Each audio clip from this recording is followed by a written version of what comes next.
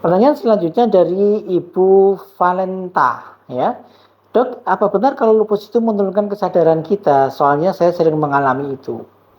Ibu Valenta, jadi pada pasien lupus ataupun autoimun yang lain, jika dia mengalami flare atau sering mengalami kekambuhan atau flare, maka yang terjadi akan banyak namanya sitokin proinflamasi. Ada zat yang dikeluarkan oleh penyakit lupus tadi itu, dan sitokin tadi itu akan bisa menembus sawar ataupun batas dengan otak, sehingga akan mengalami masalah pada otak yang sering kita sebut dengan cerebral lupus ataupun lupus yang menyerang otak.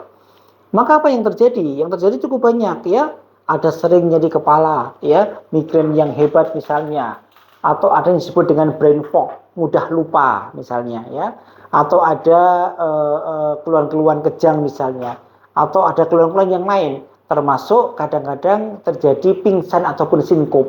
Ini salah satu manifestasi dari lupus yang menyerang sampai dengan ke otak gitu. Tapi apakah ada penyebab yang lain? Mungkin, ya, mungkin ada penyebab yang lain juga gitu.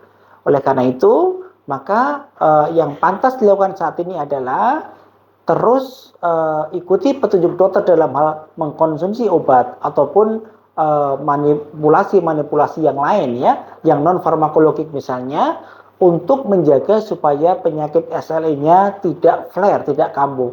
Karena kalau kambuh tentu semuanya akan terpengaruh termasuk otak kita gitu. Atau kemudian periksakan ke dokter yang menangani untuk dicari penyebab tidak sadar itu. Jangan-jangan lupusnya baik-baik saja tapi ada penyebab yang lain gitu, ya. Mungkin ada misalnya epilepsi ataupun penyebab-penyebab yang lain yang menimbulkan sering tidak sadar gitu. Jadi saran saya tetap periksakan ke dokter yang menangani, dan pasti dokter pun akan berpikir untuk berkolaborasi dengan dokter saraf misalnya untuk mencari penyebabnya dan mengatasi dengan baik.